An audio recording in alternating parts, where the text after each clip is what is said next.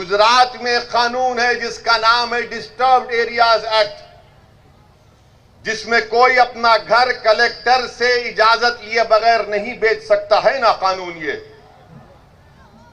अब आप ये देख लो, मैंने क्या कहा था आपसे कि हम छोटू भाई वसावा साहब के साथ मिलकर लड़ाई लड़ना चाहते हैं। एक तरफ आदिवासी कह रहा है कि शेड्यूल 5 का इंप्लीमेंटेशन हो, तो कहा जाता है कि नहीं इंप्लीमेंटेशन करेंगे, बीजेपी की सरकार कहती है।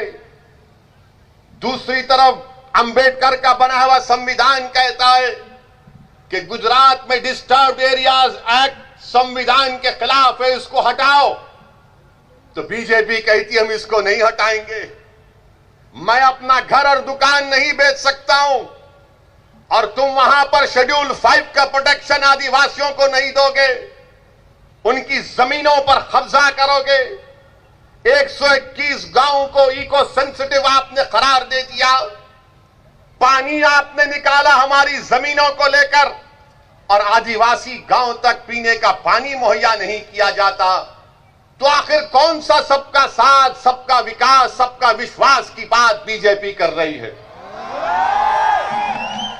ना शेड्यूल 5 का इंप्लीमेंटेशन होता है, ना डिस्टर्ब एरियाज एक्ट निकाला जाता है जो भारत के संविधान के पूरा खिलाफ है।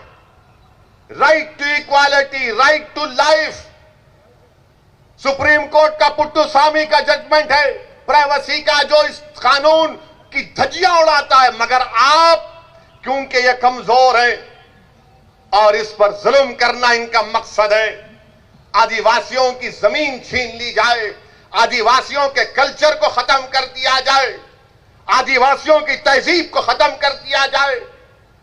क्या ये बात सच नहीं है? बताओ आरएसएस वालों कि भारत में अगर सबसे ज्यादा डिस्प्लेसमेंट किसी का हुआ है तो आदिवासियों का हुआ है। क्या आईआईटी रुड़की की स्टडी नहीं है कि इस मुल्क में 2 करोड़ 40 लाख लोगों का डिस्प्लेसमेंट हुआ डैम के नाम पर, रिवर के नाम पर, उसमें 60% से ज्यादा तो आदिवासी है। आईआईटी रुड़की की स्टडी है। उसके बावजूद भी आप शेड्यूल 5 का इंप्लीमेंटेशन नहीं करते। स्टैच्यू ऑफ यूनिटी बनाया आपने, मगर क्या आदिवासियों की यूनिटी को डिसयूनिटी में तब्दील कर देंगे आप? ये कौन सी यूनिटी है कि मेरी जमीन को छीनकर, मेरे को पानी नहीं पहुंचाकर, मेरी तहजीब को खत्म करके आप क्या पैगाम देना चाह रहे हैं?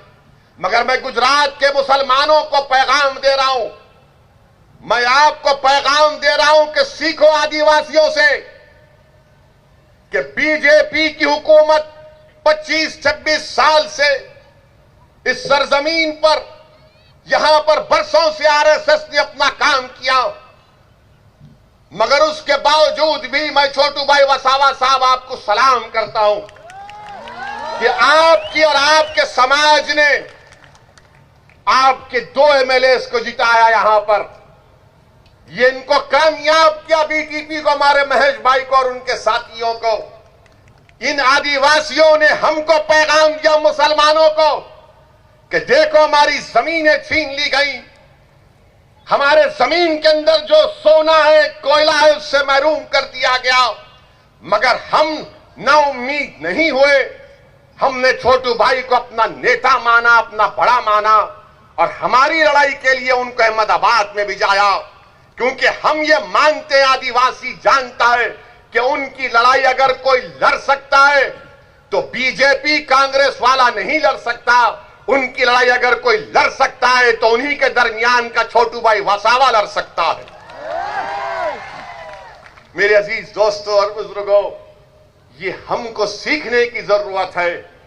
यकीनन मेरे इस जुमले से बहुत से लोगों को तकलीफ होगी, मगर मेरा मकसद यह है कि सच्चाई को बयान किया जाए और आपके दिलों में एक जोश को पैदा किया जाए, एक फिक्र दिया जाए आपको, ताकि जब आप यहां से उठकर जाएंगे तो एक पैगाम और फिक्र लेकर जाएं